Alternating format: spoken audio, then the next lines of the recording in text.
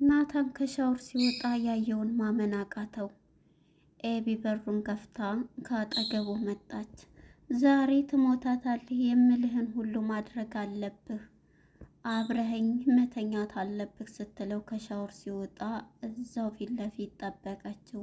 ይህን የሰማው ናታን እባክሽን ዞር በይልኝ፣ ምን ለማድረግ እየሞከርሽ ነው ቢላትም አሁን ላይ ማርገዝ አለብኝ፣ አንተ ተንበርክከህ ቀለበት የምታስርብኝ ግዴታ በልጅ ሳስርህ ነውና ማርገዝ አለብኝ ስትለው ናታንም ደንግጦ የምታደርጊው ነገር ያልጣመኝም፣ እባክሽን ፈቅ በይ ቢላትም እየፈለገ ይሆናል ዛሬ አብረኸኝ መተኛት አለብህ አለች። ናታን ያላሰበው ነገር ገጠመው። ኤቢ ከሻወር ሲመጣ ልብሷን አውልቃ አብረን መተኛት አለብን ዛሬ ምንም ነገር የምልህን ነገር ሁሉ እሺ እንጂ እምቢ ማለት አልፈልግም ስትለው ናታንም ያየውን ገና ሻወር ገብቶ ሲወጣ ድንግጥ አለ። እሷም ከፍታ ልብሷን ለማውለቅ ተዘጋጀች። እሱ ምን እየሆንሽ ነው ቢላት ምንም ብትለኝ ዛሬ አልሰማህም፣ ካንተ አርግዤ ግዴታ ዳይመን ወርቅ ማሰር አለብህ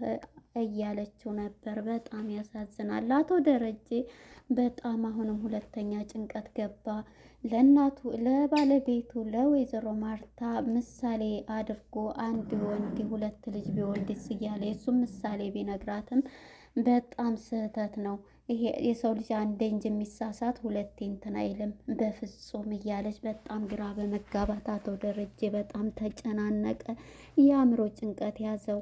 ሰላም ጤና ይስጥልን ውድና የተከበራችሁ የቻናል የቤተሰቦች እንኳን ወደ ቻናል በሰላም መጣችሁ። ዳጣ ክፍል 76 ተለቀቀ። ወደ ክፍል 75 ስንመለስ እንግዲህ ዳጣና አቶ ደረጀ ካፌ ተቀምጠው ስልኩ ሚሴጅ ሰላም ስልክለት ነበረ። የዚህ ጊዜ ወለደች ነበረ ያልነው ማለት ነው። ሰላም ስትልክለት እንግዲህ ደረጀ ሰላም ብሎ ነበር ያቆመው። ምንድን ነው ሰላም ወለደች፣ ሰላም ምን አለች፣ ሰላም ምን አለ እያለች ነበር። ተረጋጊ ዝም ብላ ነው እያለ ማርታ ሰላም እያለ ዝም ብላ ነው ደውላ ነው እያለ ነው። እና ቶሎ ለመውጣት ቸኮለ ማለት ነው። በቴክስት የላከለት ዳጣ እናቷ እንደሆንኩኝ ልንገራት ብላ ነው ማለት ነው። እና እንግዲህ እሷና እሱም እየተጨቃጨቁ ሂሳብን እከፍላለሁ አባዬ፣ እንደዚህ ላለው ስኬታማ ሆናለሁ እኔ ልጅ እያለኝ አኮራሃለሁ እያለችው ነበር። እደባደብልሃለሁ ስትለው የነበረው እሱ ደግሞ በመደባደብ ነው እያላት ነበርና እንግዲህ እሱኑ ብር ልክፈልልህ ብላ ያወጣውን ሂሳብ ተየት አምጥተሽ ነው ለመሆኑ ቢላትም አለይ በቃ ዛሬ አባቴን ጋበዝኩ እስኪ ልበል ብላ ያወጣ ገንዘብ እሷ ትከፍላለች ማለት ነው። እሱም በመሳቅ ይወጣል እንግዲህ በንዴት ልጅ ወደ ቤት በማለት እንግዲህ ወደ ሰላም ጋር ሲደውል ምን እያልሽ ነው እንደዚህ የምትይው ቢላትም እንዴ ልጄን እኮ ስንት ዓመት ሙሉ ረክስ ግን ታናድድ ያለ አንዳንዴ የምር እሱ ጭንቀት ውስጥ ሆኖ ጭንቀት ትጨምርበታለህ። አሁንም ደግሞ እኮ እኔ አይደለሁም ጥፋተኛዋ። ስለዚህ ደግሞ የተረገዘውም ልጅ ወንድ ነው፣ ወንድ ልጅ ትፈልግ ለወንድ ልጅ ተወትለው በጣም ይናደዳል አቶ ደረጀ ማለት ነው። ይጮኋል። ሁለተኛ እንኳን በአእምሮሽ እኔ እናትሽ ነኝ ብለሽ ማውራት ቀርቶ እንዳታስቢው ከአእምሮሽ ውስጥ አውጪ ብሎ ለመናገር አይደለም አውጪ ሲላት ነበር ማለት ነው። እናም በዚህ የተነሳ እሷም እንግዲህ ይሄንን ብላው እሱም ይቆጣል፣ ይናደዳል። አንተ እኮ ነህ እንትን ልጄን ጥላችሁ እንደዚህ ያደረኩት፣ ስለዚህ ደግሞ ወንድ ልጅ ነው እያለ ስለተረገዘው እንዴት ነው ደግሞ ልውለድና እመጣለሁኝ ስትለው እንዴት ነው ቁመሽ የማርቲን ፊት የምታዩ እያላት ነበረ ማለት ነው። እንግዲህ ይሄን ያለ አቶ ደረጃ አሁንም ጭንቀት ውስጥ ገባ ማለት ነው። እንግዲህ ወደ ናታንና ዳጣ ስንሄድ ናታንና ዳጣ ወግ እያረጉ ነበርና በጣም መጀመሪያ ወደ ኤቢ ስንመለስ ኤቢ መጀመሪያ ክላሱ መታለይና እኔ የምልህን ኩልሽ ትላለህ እንዴት ትላለህ? ምንድን ነው ታገባኛለህ? ከዚህ ቤት እንደሚች ዳጣ ነው ወደው እንዲህ ነው ትለዋለች። እሷም ማለት ነው በቃ የምትይኝ ሁሉ እሺ ብዬሻለሁኝ አይደለ? ካሁን በኋላ ውጪ ታገባኛለህ እያለችው ነበር። እሱ እንግዲህ ተወስኗል ሂጂ እያላት ተነስታ ትሄዳለች ሲቆጣት ማለት ነው። እንግዲህ ናታንም ከዳጣ ጋር ተገናኝቶ ናታን ማለት ነው ሁሉንም እያወሩ ነበርና እየተጫወቱ ሁሉንም ነገር ብላክ ቤርድ ይዛብኛለች እያለ ነበር። ምንድን ነው ይሄን ልነግርሽ አልችልም። በምን ነገር እንቅጣ፣ በምን ነገር እናደርጋት ይችን ኤቢን እያለ ነበር። እና እሷም እንዴ ኤቢ እኮ እህቴ ናት፣ ግን ደግሞ ምን አድርጋ ነው ንገረኝ ስል ይሄን ላንቺ መናገር እንትን አይልም፣ ግን ደግሞ አይጠቅምሽም፣ በጣም ከባድ ነገር ይዛብኛለች ይላታል ማለት ነው። አድርሳብኛለች ሲል እና ደግሞ እሱም ተነግረዋለች። ታውቃለህ ናታን አርዱን የፍቅር መስተፋቅር አምጥታለች፣ አርዱ ነግሮኛል። ስለዚህ ስበላም ሆነ ስጠጣ ተጠንቅቀ ይሰራል ግን ስትለዋው ይሰራል ሲላት እንግዲህ ተጠንቅቀ ብላ ትነግረዋለች ማለት ነው። እናም በዚህ የተነሳ ናታንም ተገርሞሽ ይላል። እንግዲህ ተንኮለኛዋ ምንትን ብላለች ማለት ነው። ወደ ልጆች ጋር ስንመጣ ወደ ምጥንና ውሃ ማለት ነው። እንግዲህ ምጥንና ውሃ ኪችን ለመግባት ማናት ለዛን ፊቷን ጨፍነው ሰፕራይዝ ልናረግሽ ነው ብላ መጀመሪያ ሽንኩርት እየከተፈች ነበረ። ውሃ ማለት ነው። ስመጣባት እኔ ነኝ የምሰራው፣ ምን ፈልገሽ ነው ልብሴን ስትላትም እንቁላል እኮ የለም ስትላት ባይኖርም እሰራለሁኝ እያለች እንግዲህ የውሃ ወሬ ያው ታውቁታላችሁ ማለት ነው። ይሄን እያለቻት ለዛ ምን ይሰራልሻለሁ ውጭ ብትላትም እንግዲህ ዞር በይ አንቺ ምሰሪው አይጣፍጥም ትላታለች። እንዴ ታዲያ አንቺ ምን ልትሰሪ የምትላትም እንቁላል ባይኖርም እሰራለሁ ትላትና እኔ ውጭ ሰፕራይዝ ላርግሽ ትልና እንግዲህ ጓደኛዋ ምጥን ሸፍናት እዛው ይዛ ስትሄድ ድስቷን አቅርባ ይሄ ፓርት አስቆኛል። እሷን እያየች እየበላች ነበረ ተዘርግታ ማለት ነው። ውሃ በጣም ነው የምታስቀው። እንግዲህ ወደነ ናታን ጋር ስንመጣ ናታንና ማነች ዳጣ ያው ፍቅራቸውን በውጭ እያሳለፉ እያወሩ ነበር እና ይሄን ተባብለው ራስን ጠብቅ ብለው መጥተዋል ወደ ቤት።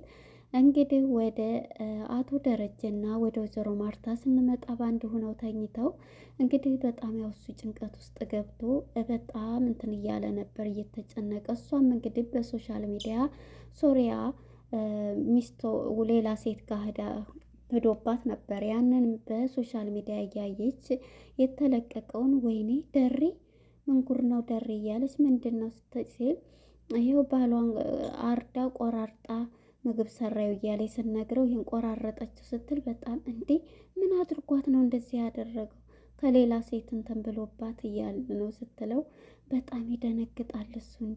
እንዴት ታዲያ ግን ይሄ ማድረጓ ባሏ ጥሩ ነው ትያለሽ ይላታል። እንግዲህ ይሄን ማድረጓ ጥሩ ላይሆን ይችላል፣ ኃጢአትም ነው ሰው መግደል፣ ግን ደግሞ በእሷ ጫማ ላይ ቁመን ማየት አለብን ትለዋለች። እሱም እንግዲህ የራሱን ችግር ነውና የሚሰማው በአእምሮ ውስጥ ያለው አሁን አንቺ ለምሳሌ ሌላ ማለት ከሌላ ሁለት አንድ ሰው ወልዶ መልሶ ሌላ ሁለት ቢወልድ ምን እንትን ታያለች ቢላትም እንዴ ይሄ እንዲያውም ሲያንሰው ነው ቅጣቱ በሚስቱ ላይ ቢወሰልት ብሏል ማለት ነው። ወስልቶ ሁለተኛ አንዱ ስህተት ነው። የሰው ልጅ ይሳሳታል በስካርም በምንም ቢሆንም ግን በዚህ አይነት ድረስ አይሳሳትም ትላለች ማለት ነው። የዚህ ጊዜ እንግዲህ ደሪ ጉር ነው። ይሄንን ማካወቀች ያው ትቆራርጠኛለች። ማርቲም ይሄን ነገር በፍጹም እስከ መቼም መስማት የለባትም ብሎ ይወስናል።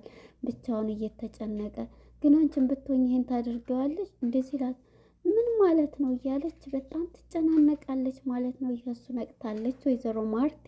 ይህም በማለት እንግዲህ ከሱ ጋር በቃ እንተኛ ተይው ብሎ ትቷት ይተኛል ማለት ነው። እንግዲህ እየተጨነቀ እንቅልፍም አልወሰደው እሷም ነቅታበታለች እና እናም በዚህ የተነሳ አቶ ደረጀ በጣም ጭንቀት ውስጥ ገብቷል። ጭንቀት ውስጥ ገብቶ ሳለ እንግዲህ እንተኛ ብሎ እንቅልፍ አልወሰደ። ማርቲ ማነች ወይዘሮ ማርቲም እንደሱ አውቃበታለች ማለት ነው። ዝም ብላ ሁኔታውን እያየችው ነው። በዚህ የተነሳ እንግዲህ በጣም ተጨናንቋል ማለት ነው አቶ ደረጀ ያለበት ሁኔታ።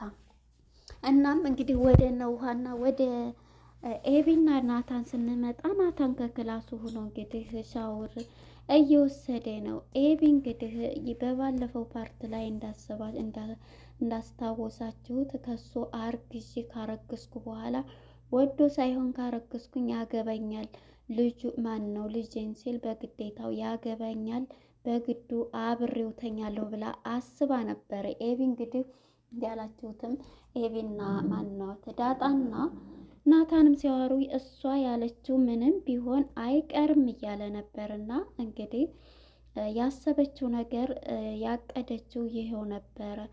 ምክንያቱም ከሱ ክላስ ሂጄ አንድ ቀን ብቻውን ከሆነ አብሬው እንዲተኛ አማልለዋለሁ ብላ ነበረ። እናም በዚህ የተነሳ ናታንም ማለት ነው ሻወር ገብቶ ያለ እንግዲህ ታጥቦ ሲወጣ ኤቢ ስከፍት የለም። እሷም በቢጃማ ነች፣ ማታ ነውና በቢጃማዋ ነው የመጣችው። የዚህ ጊዜ ገና ሻወር ቤት ሆኖ ሳለ እሱም እንደዚህ ሲል ያያታል። እንዴ በሩን ስከፍት ምን እየሆንሽ ነው እያላት ነበረ። እሷም ግን እንዴት ስታየው ደስ ብሏት ወደ እሱ እየተጠጋኝ ነው እና እሱም ሻወር ወስዶ ፎጣውን አዳርቆ ሲመጣ እንግዲህ ውሃውን አዳርቆ እሷም ከፊት ለፊቱ ልብሷን ለማውለቅ እንዲህ እየተዘጋጀኝ ነበርና አንቺ ምን እየሆንሽ ነው? ምንድን ነው የምታደርገው እንዴ? እኔ ስለመጣሁና ስለጠየቅኩ ነው እንዴ? በማለት ነበረ ስትለው የነበረው። የዚህ ጊዜ እንግዲህ ናታንም በድንጋጤ እዛው ነበረ። እዚህ ላይ ኤቢ ልብሷን ልታዋጣ አብራው ለመተኛት የፈለገች ያቆመው ማለት ነው። ፊልሙ በጣም ነው የሚገርመው። ኤቢ እንግዲህ የሄደችበት ርቀት እንግዲህ እሱ የቤተሰቦቿ ቤት እንዳይበተን ብሎ ያደረገበት ጥረት እሱን ወደ ግዳጅ እየከተተው ነው ማለት ነው። እናም የቤተሰብ ላለመበተን ሚስጥሩም ደግሞ ስለወጣ እሱም በዛ ስለተጨነቀ አሁን ላይ በጣም ጭንቀት ውስጥ ገብቷል። በዚህ የተነሳ እንግዲህ በጣም በጭንቀት ውስጥ ስለሚገኝ ያለበት ሁኔታ በጣም ከባድ ነው። እናም እሷም እንግዲህ እንደዚህ ስላለ ወዶ ሳይሆን እምለውን ሁሉ ስለሚያደርግ አብሮኝ ያድራል ወይም አብሬው መተኛት እፈልጋለሁ ብላ መታለች። እንግዲህ ናታንም ሲያያት በድንጋጤ ምን እየሆንሽ ነው? ፈቅ በይልኝ ውጭ ቢላትም እሷ ግን ዛሬ ግን ከኔ ጋር ማደርና መተኛት አለብህ ብላ ልብሷን ለማውለቅ እየተዘጋጀች ነበር። እሱም ከሻወር ልብስ ሲወጣ ማለት ነው። እንግዲህ እዚህ ላይ ነበረ ፊልሙ ሊጠናቀቅ የቻለው። እንግዲህ አቶ ደረጀን በጭንቀት ይገኛል። ይችኛዋም እንግዲህ በግዴታ ያፈቅረኛል ብላ አብራ እስከ መተኛት ድረስ እየፈለገች ነው። ለነበረን ቆይታ እናመሰግናለን። ቀጣይ ክፍል እስከምንገናኝ